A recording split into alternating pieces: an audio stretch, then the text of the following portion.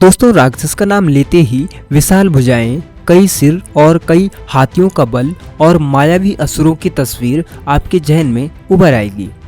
आप में से कई ऐसे भी होंगे जिनके लिए राक्षस का अर्थ रावण और कंस से होगा, क्योंकि रामायण और महाभारत में न सिर्फ आपने इसे पढ़ा है बल्कि उस पर बने कई धारावाहिक भी देखे हैं। दोस्तों, क्या आप जानते हैं कि कई राक्षसों में भी कई राक्षस इतने शक्तिशाली थे कि देवता भी उनसे थर थर कांपते थे। मृत्यु लोक से लेकर स्वर्ग लोक तक इनका आतंक था। तो दोस्तों, आज मैं आपको ऐसे ही 10 राक्षसों के बारे में बताऊंगा जिन्हें मारने के लिए भगवान को खुद इस धरती पर अवतार लेना पड़ा था। सबसे पहले बात करते हैं मधुकैटभ की, जिसे मारने के लिए भगवान को भी माया देवी से प्रार्थना करनी पड़ी, जिसके बाद जाकर मधुकैटभ जैसे शक्तिशाली राक्षस का वध हो सका। पौराणिक मान्यता की माने तो भगवान श्री हरि बीते लंबे समय से बीच समुद्र में शेषनाग पर शयन कर रहे थे।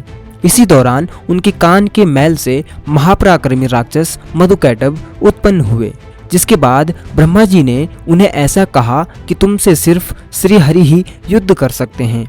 ऐसा सुनकर मधुकैटभ भगवान विष्णु को युद्ध के लिए ललकारने लगे। ललकार सुन भगवान विष्णु राक्षसों से युद्ध करने लगे। उनके बीच करीब 5000 साल तक युद्ध चला, लेकिन कोई भी परिणाम नहीं निकला। आखिरकार भगवान विष्णु ने माया देवी की प्रार्थना की। माया के प्रभाव से भगवान विष्णु ने मधुकैटभ से कहा कि तुम वरदान मांगो, हम युद्ध से प्रसन्न हैं। तो मधु और कैटभ ने कहा कि हम याचक नहीं हैं, दाता हैं। इस पर फिर भगवान ने कहा कि अगर ऐसा है तो तुम दोनों हमें फिर अपनी जान दे दो। उसके बाद भगवान विष्णु ने मधुकैटभ को अपनी जगह पर रखकर चक्र से उनका सिर काट डाला, क्योंकि दोस्तों दोनों ही राक्षस जल में नहीं मरना चाहते थे। नंबर 2 पर है हिरण्याक्ष। दोस्तों, ये एक ऐसा शक्तिशाली राक्षस था जिसने न सिर्फ भगवान को युद्ध के लिए ललकारा, बल्कि जब भगवान विष्णु ने वराह रूप में अवतार लिया तो उसने ऐसा ही कहा कि अरे अधम जंगली पशु,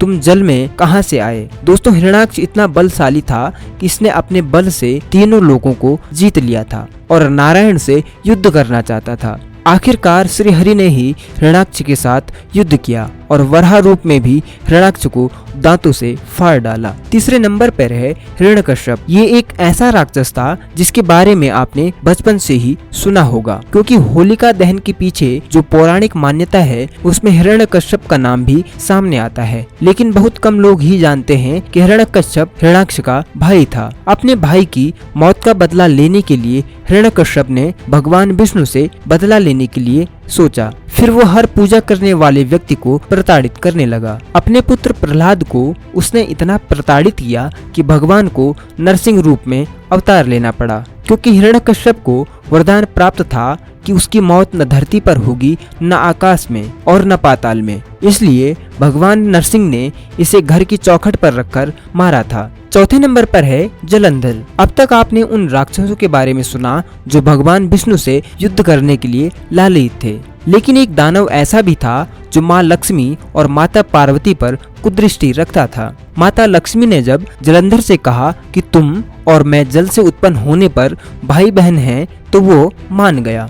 लेकिन माता पार्वती को लेकर जलंधर की कुदृष्टि खत्म नहीं हुई। जलंधर की पत्नी पतिव्रता थी, इसलिए भगवान विष्णु ने उसकी पत्नी वृंदा का पतिव्रत भंग किया और फिर भगवान शिव ने जलंधर का वध कर डाला। कहते हैं इससे आहत होकर वृंदा ने खुद को अग्नि में समाहित कर लिया था और तब से उसकी राख को तुलसी के रूप में पूजा जाता है।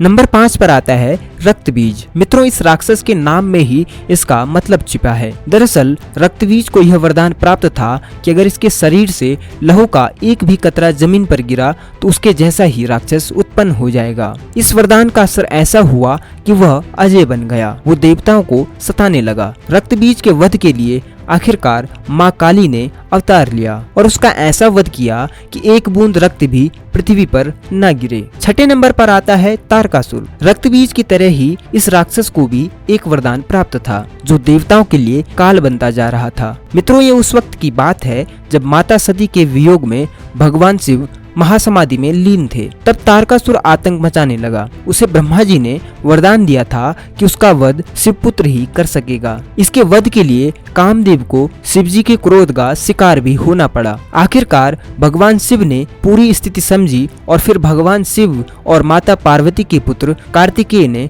तारकासुर का वध किया। 7वें नंबर पर आता है भस्मासुर। ये एक ऐसा राक्षस था जिसने भगवान शिव से एक अनोखा वरदान प्राप्त किया था। भगवान शिव से इसने यह वरदान लिया था कि जिस पर भी यह असुर हाथ रख देगा वो भस्म हो जाएगा। ऐसा वरदान पाकर भस्मासुर भगवान शिव को ही भस्म करने की कोशिश करने लगा। आगे आके भगवान भोले और पीछे पीछे भस्मासुर भागने लगे। आखिरकार भगवान विष्णु को मोहिनी अवतार लेना पड़ा। मोहिनी रूप में भगवान विष्णु भस्मासुर के रास्ते में आए और ऐसा नृत्य किया कि वह मोहित हो गया और इसी दौरान उसने अपने सिर पर ही अपना हाथ रख लिया जिससे वह भस्म हो गया। 8वें नंबर पर आता है हयग्रीव। दोस्तों, ये एक ऐसा राक्षस था जिसने ब्रह्मा जी के पास से वेदों को ही चुरा लिया था। वेद चोरी किए जाने के बाद पूरी दुनिया में अफरा तफरी मच गई। सत्य का नामो निशान मिटने की कगार पर पहुंच गया था। आखिरकार ब्रह्मा जी समेत सभी देवताओं ने